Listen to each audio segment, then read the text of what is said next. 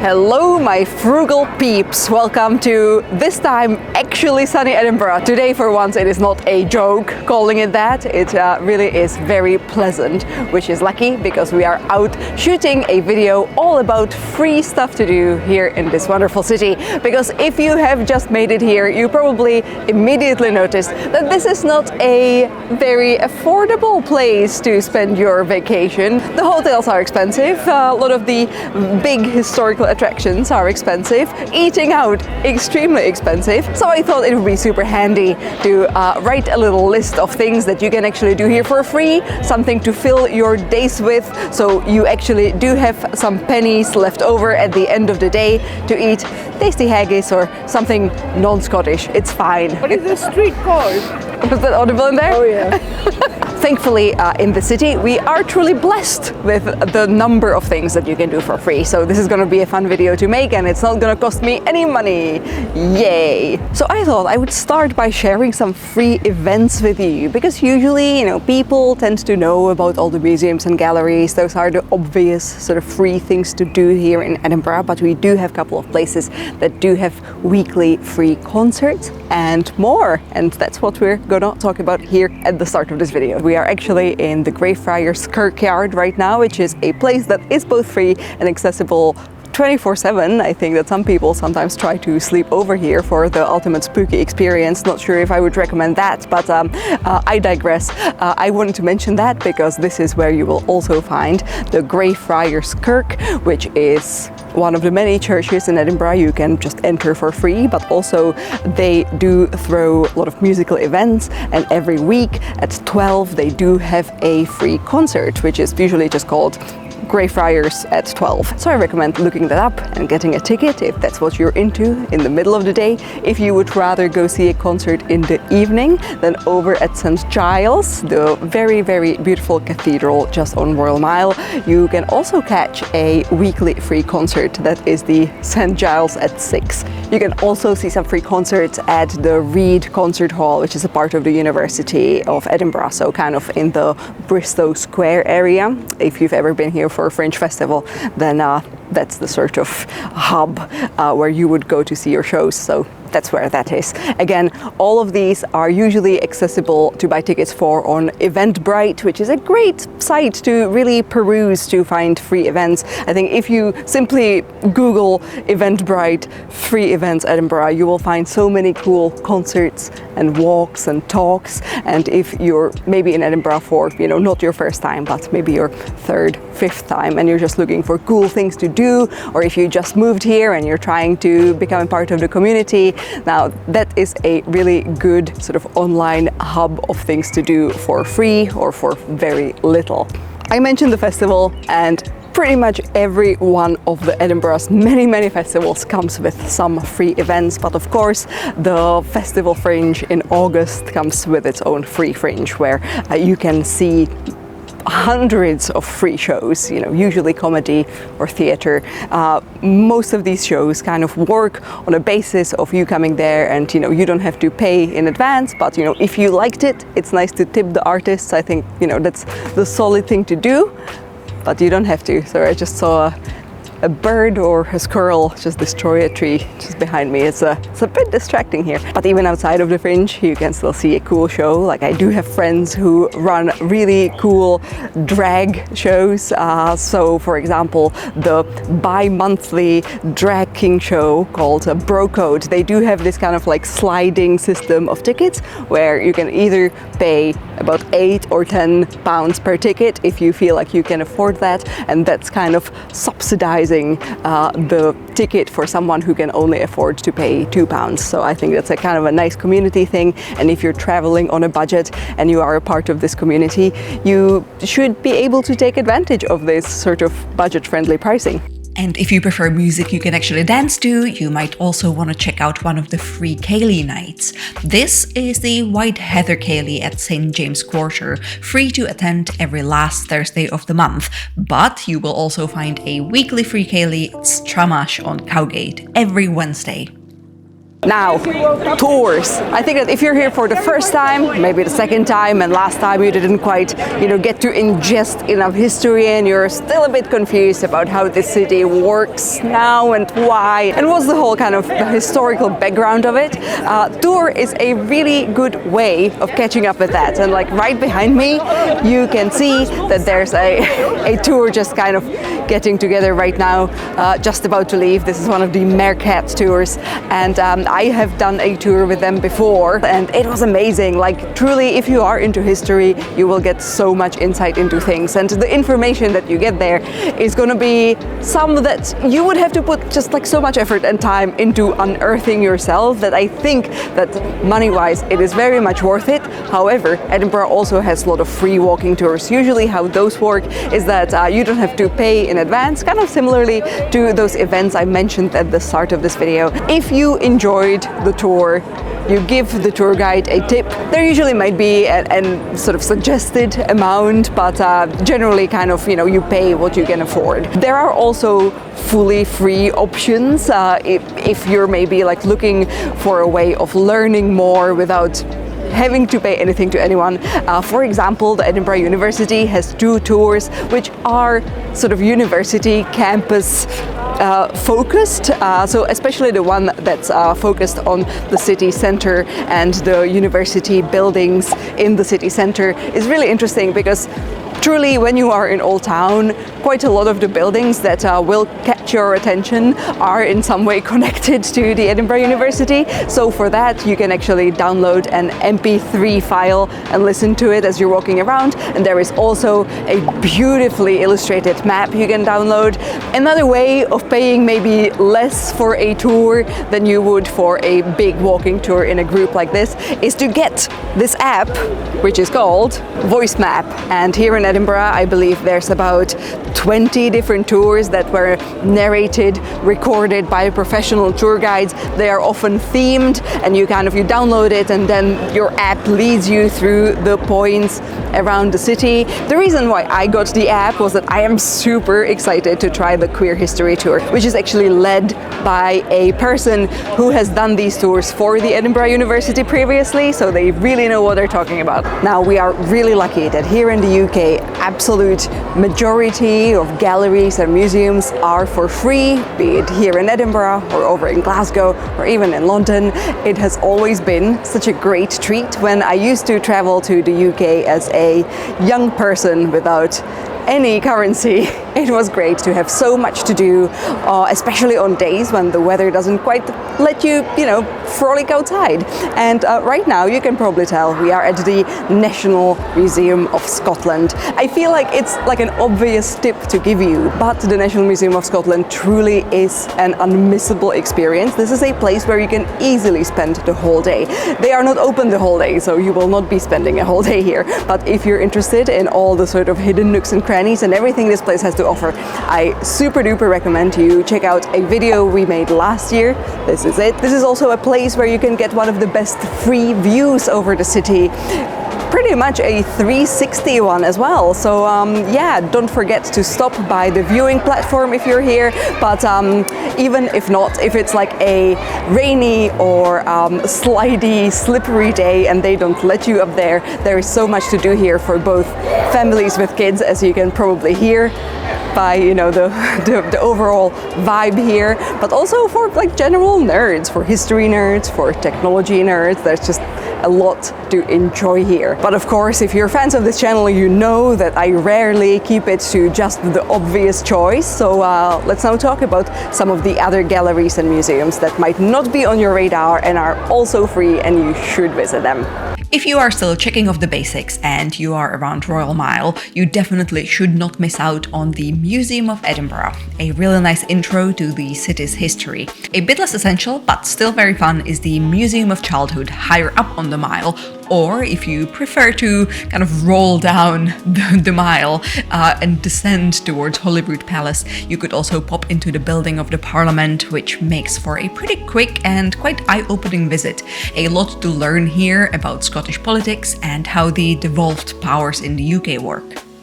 And for the ones of you who feel like they've seen everything already, perhaps this little gem on Queen Street, the Physicians Gallery, which has a small free collection on medical history, accessible for free, or conveniently right off the Royal Mile, the St. Cecilia's Hall, a fabulous music museum owned by the University of Edinburgh, with free concerts and free weekly themed tours for all you fellow musical nerds. There is also the National Library of Scotland, right at the top of Victoria Street, where you can learn more about Scottish authors. Currently, there is a collection dedicated to the travels of Robert Louis Stevenson. And for the real connoisseurs among you, my final tip is to come over in September for the Doors Open weekend. This year, that's September 27th and 28th in Edinburgh. During this weekend, you'll be able to visit many sites usually closed to public, so really a very special opportunity. And galleries, most of them also free, except for this one that we chose to shoot the stocky bits at, because this is the King's Gallery. This one does cost about a tenner to get into. This is for people who are really into the royal family, because as you can see, right now there's like a photography portrait exhibition here. However, if you're saving money, go to literally any of the other ones. My favorite one, I think, would be the National Portrait Gallery, because not only it is a beautiful place to see wonderful art, but also the building itself and the interior is stunning. Like if you're into that sort of like dark Gothic, sort of dark academia vibe, then the National Portrait Gallery is very much your jam. Although I will say that the most obvious gallery, the National Gallery of Scotland, the one that's on Princess Street, is not to be missed, because they have just recently opened a new part. They have kind of, gone through quite a long reconstruction, and now you can enjoy this new space. So there's this like modern space, there's this old-timey space, and between the two, you are going to learn so much about specifically Scottish art going through that gallery. So yeah, free, you're going to learn so much about Scotland, which again, presumably something that you came here for, and I can only recommend it. Edinburgh also has plenty of small galleries like Stills for anyone who's interested in photography, or the Contemporary Fruit Market Gallery right outside of Waverley Station.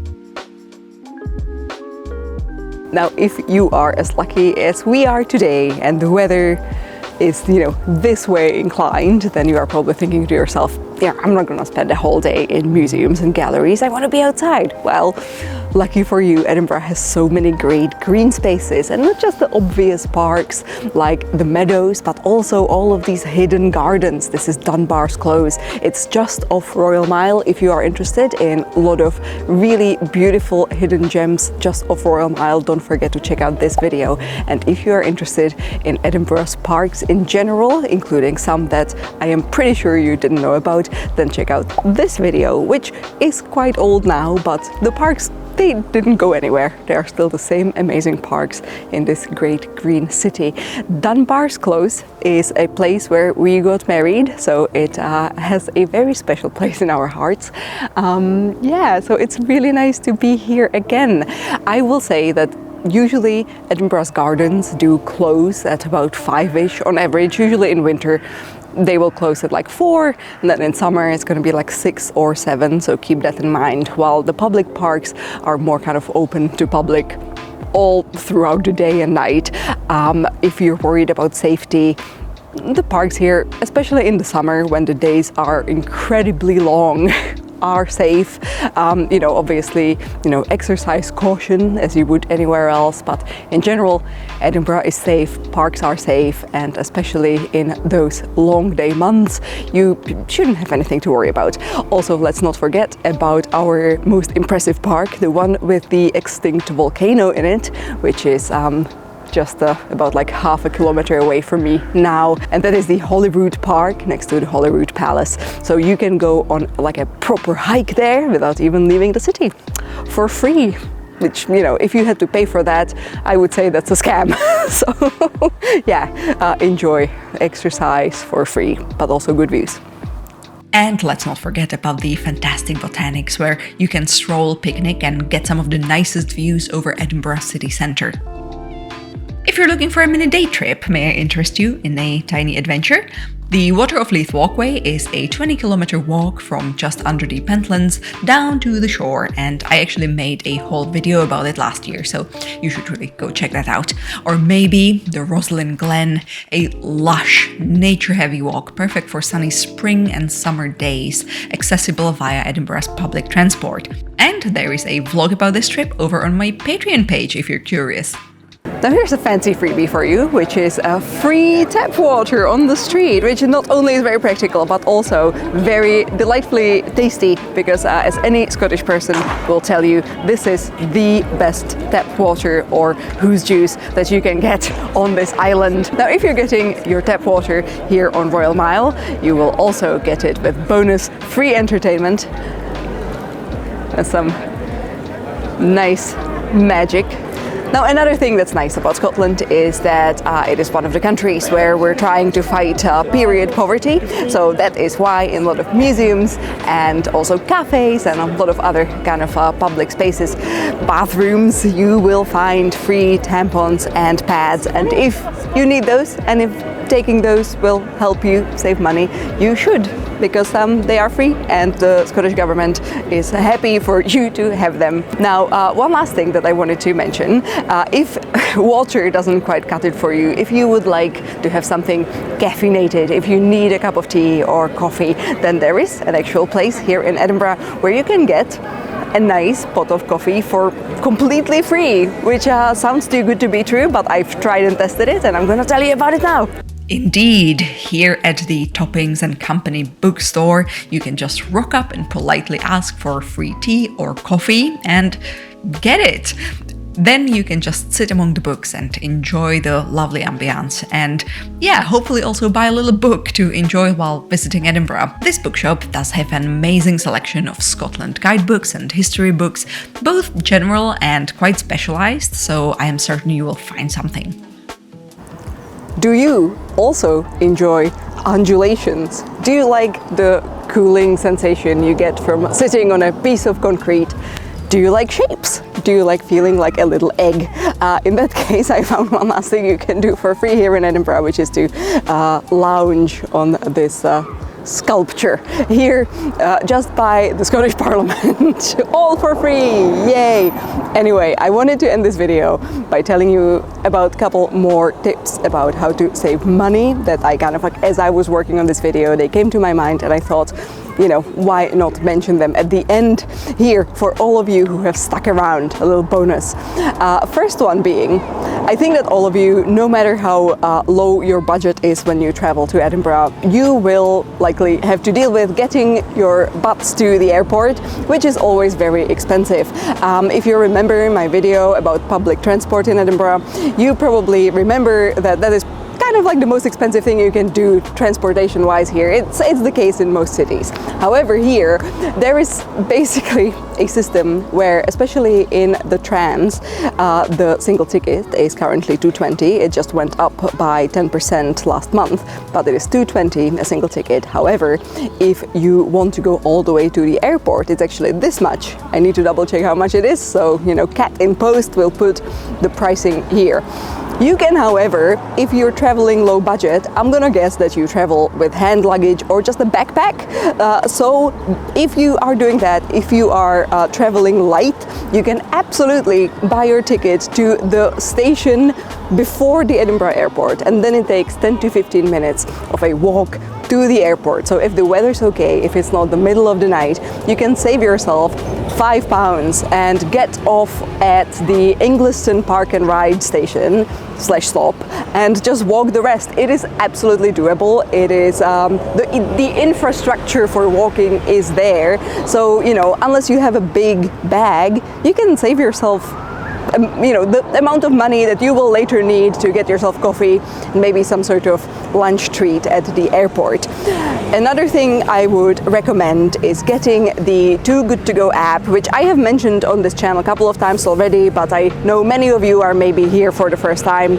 But basically the idea is some businesses end up having, surplus food, and they don't want to just, add to food wastage. So instead they kind of advertise it on this app where you can buy it, either previous day or earlier in the day, and then pick it up later and get some sort of almost free food to enjoy.